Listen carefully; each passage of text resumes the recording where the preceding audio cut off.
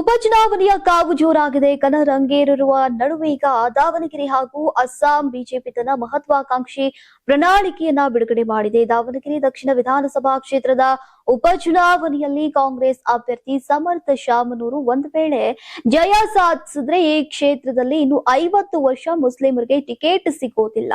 Muslim ಸಮುದಾಯದವರು ಎಚ್ಚೆತ್ತುಕೊಂಡು ಈ ಬಾರಿ ಕಾಂಗ್ರೆಸ್ ಅಭ್ಯರ್ಥಿಯನ್ನ ಸೋಲಿಸಬೇಕು ಅಂತ ವಿರೋಧ ಪಕ್ಷದ ನಾಯಕ ಆರ್ ಅಶೋಕ್ ಹೇಳಿದ್ರು. ಕೇಂದ್ರ ಹಣಕಾಸು ಸಚಿವೆ ನಿರ್ಮಲಾ ಸೀತಾರಾಮನ್ ಮಂಗಳವಾರ ಅಸ್ಸಾಂನಲ್ಲಿ ಬಿಜೆಪಿ ಸಂಕಲ್ಪ ಪತ್ರವನ್ನ ಅನಾವರಣಗೊಳಿಸಿ ಪ್ರಣಾಳಿಕೆಯನ್ನ ಬಿಡುಗಡೆ ಮಾಡಿದ್ರು. 2026ರ ಅಸ್ಸಾಂ ವಿಧಾನಸಭಾ ಚುನಾವಣೆಯನ್ನ ಗಮನದಲ್ಲಿಟ್ಟುಕೊಂಡು ಬಿಡುಗಡೆಗೊಂಡಂತಹ ಈ ಪ್ರಣಾಳಿಕೆಯಲ್ಲಿ ಅಭಿವೃದ್ಧಿ, ಕಲ್ಯಾಣ, ಉದ್ಯೋಗ, ಶಿಕ್ಷಣ ಮತ್ತು ಆರೋಗ್ಯ ಕ್ಷೇತ್ರಗಳಿಗೆ ಹೆಚ್ಚಿನ ಒತ್ತನ್ನ ನೀಡಲಾಗಿದೆ. ಈಗ ಮುಖ್ಯಮಂತ್ರಿ ಹಿಮಂತ ಬಿಸ್ವಾ ಶರ್ಮಾ ಮಹತ್ವದ ಭರವಸೆಗಳನ್ನ ನೀಡಿದ್ದು ಮುಂದಿನ 5 ವರ್ಷಗಳಲ್ಲಿ 2 ಲಕ್ಷ ಉದ್ಯೋಗ ಸೃಷ್ಟಿಸುವುದಾಗಿ ಹೇಳಿದ್ದಾರೆ. ದಕ್ಷಿಣ ಕ್ಷೇತ್ರದ ಉಪಚುನಾವಣಾ ಕದನದಿಂದ ಸಾದಿಕ್ ಪೈಲ್ವಾನ್ ಅವರನ್ನ ಮನವೊಲಿಸಿ ನಾಮಪತ್ರ ವಾಪಸ್ ಪಡೆದಿದ್ದಂತಹ ಕಾಂಗ್ರೆಸ್ ಈಗ ಮತ್ತೊಬ್ಬ ಪಕ್ಷೇತರ ಅಭ್ಯರ್ಥಿ ಮನವೊಲಿಕೆಗೆ ಮುಂದಾಗಿದೆ. ಮತ ವಿಭಜನೆಯ ಆತಂಕದಲ್ಲಿ ಅಲ್ಪಸಂಖ್ಯಾತ ಯುವ ಮುಖಂಡ ಖಾದರ್ ಆದಿಲ್ ಬಾಷಾ ಮನವೊಲಿಕೆ ಯತ್ನ ನಡೆದಿದೆ. ಭದ್ರಾವತಿ ಶಾಸಕ ಸಂಗಮೇಶ್ ಅವರನ್ನ ಆದಿಲ್ ಬಾಷಾ ಅವರ ಮನೆಗೆ ಕಾಂಗ್ರೆಸ್ ಹೈಕಮಾಂಡ್ ಕಳುಹಿಸಿತ್ತು. ದಾವಣಗೆರೆ ದೇವರಾಜ್ ಅರಸು ಬಡಾವಣೆಯ ಆದಿಲ್ ಅವರ ಮನೆಗೆ ತೆರಳಿದ್ದಂತಹ ಶಾಸಕರು ಒಂದು ಗಂಟೆಗಳ ಕಾಲ ಮನವೊಲಿಕೆಗೆ ಪ್ರಯತ್ನಿಸಿದ್ದಾರೆ. ಕಳೆದ 4-5 ದಿನಗಳಿಂದ ಸಿಎಂ ಇಬ್ರಾಹಿಂ ಕೋಡಿಹಳ್ಳಿ, ಚಂದ್ರಶೇಖರ್ ಸೇರಿದಂತೆ ಈಗ ದಲಿತ ನಾಯಕರ ಜೊತೆಗೂಡಿ ಆದಿಲ್ ಪ್ರಚಾರವನ್ನ ನಡೆಸಿದ್ದಾರೆ. ಇದೇ ಹೊತ್ತಲ್ಲಿ ಸಾದಿಕ್ ಪೈಲ್ವಾನ್ ಅವರಿಗೆ ಬೆಂಬಲ ನೀಡಿದ್ದಂತಹ ಬಹುತೇಕ ಅಲ್ಪಸಂಖ್ಯಾತ ಯುವಕರು, ನಾಯಕರು ಆದಿಲ್ ಅವರ ಬೆಂಬಲಕ್ಕೆ ನಿಂತಿದ್ದಾರೆ.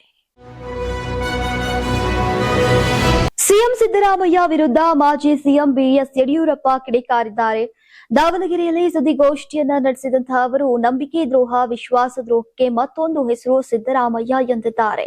ಮೂಡಾ ಸೈಟ್ ಹಗರಣ, ಎಸ್ಸಿಪಿ, ಟಿಎಸ್ಪಿ ಹಗರಣ, ವಾಲ್ಮೀಕಿ ಅಭಿವೃದ್ಧಿ ನಿಗಮ ಹಣ ಎಲೆಕ್ಷನ್ಗೆ ಬಳಸಿ ಸಚಿವ ಸ್ಥಾನಕ್ಕೆ ರಾಜೀನಾಮೆ ನೀಡಿರುವಂತದ್ದು ಅಂತ ಆರೋಪಿಸಿದ್ರು. ಭ್ರಷ್ಟಾಚಾರ ಮಾಡಿ ತುಘಲಕ್ ದರ್ಬಾರನ್ನ ಈ ಸರ್ಕಾರ ಮಾಡ್ತಾ ಇದೆ ಅಂತ ಬಿಎಸ್ವೈ ಕಿಡಿಕಾರಿದ್ರು. ಈ ರಾಜ್ಯ ಕಂಡಂತಹ ಅತಿ ಭ್ರಷ್ಟ ಸರ್ಕಾರಕ್ಕೆ ಉಪಚುನಾವಣೆಯಲ್ಲಿ ತಕ್ಕ ಪಾಠವನ್ನ ಕಲಿಸುತ್ತಾರೆ. ದಾವಣಗೆರೆ ಹಾಗೂ ಬಾಗಲಕೋಟೆಯಲ್ಲಿ ಜನರು ತಕ್ಕ ಪಾಠವನ್ನ ಕಲಿಸುವ ವಿಶ್ವಾಸ ಇದೆ ಅಂತ ಬಿಎಸ್ ಯಡಿಯೂರಪ್ಪ ಅವರು ಹೇಳಿದ್ರು. ಕುರ್ಚಿ ಕಿತ್ತಾಟ, ಗ್ಯಾರಂಟಿ ಹೆಸರಿನಲ್ಲಿ ಅಭಿವೃದ್ಧಿ ಕುಂಠಿತವಾಗಿದೆ, ಗ್ಯಾರಂಟಿ ಹೆಸರಿನಲ್ಲಿ ರಾಜ್ಯ ಸರ್ಕಾರ ದಿವಾಳಿ ಮಾಡಿದೆ ಅಂತ ಈಗ ಯಡಿಯೂರಪ್ಪ ಅವರು ಆರೋಪಿಸಿದ್ರು. ಸರಿಯಾದ ರಸ್ತೆ ಇಲ್ಲ, 2,000 ರೂಪಾಯಿ ಗೃಹಲಕ್ಷ್ಮಿ ಹಣ ಹಾಕಿ ಸಿಕ್ಕ ವಸ್ತುಗಳ ದರ ಏರಿಕೆಯನ್ನ ಮಾಡಲಾಗಿದೆ. ವಾಲ್ಮೀಕಿ ಅಭಿವೃದ್ಧಿ ನಿಗಮದ ಹಣ ತೆಲಂಗಾಣ ಚುನಾವಣೆಗೆ ಬಳಕೆ ಮಾಡಿದೆ ಅಂತ ಇದೇ ಸಂದರ್ಭದಲ್ಲಿ ಬಿಎಸ್ವೈ ಅವರು ಬಾಂಬ್ ಅನ್ನ ಸಿಡಿಸಿದ್ರು. ನೀವು ಸಣ್ಣ ಆಗ್ಬೇಕಲ್ವಾ? ಅದು ಒಂದು ಉತ್ತಮ ಆಹಾರದಿಂದ ಸಣ್ಣ ಆಗ್ಬೇಕಲ್ವಾ? ಪ್ರತಿದಿನ ನಮ್ಮ ಜೀನಿ ಸ್ಲಿಮ್ ನ ಯೂಸ್ ಮಾಡಿ ಯಾವುದೇ ಸೈಡ್ ಎಫೆಕ್ಟ್ ಇಲ್ದಂಗೆ ನೀವು ಸಣ್ಣ ಆಗ್ತೀರಾ.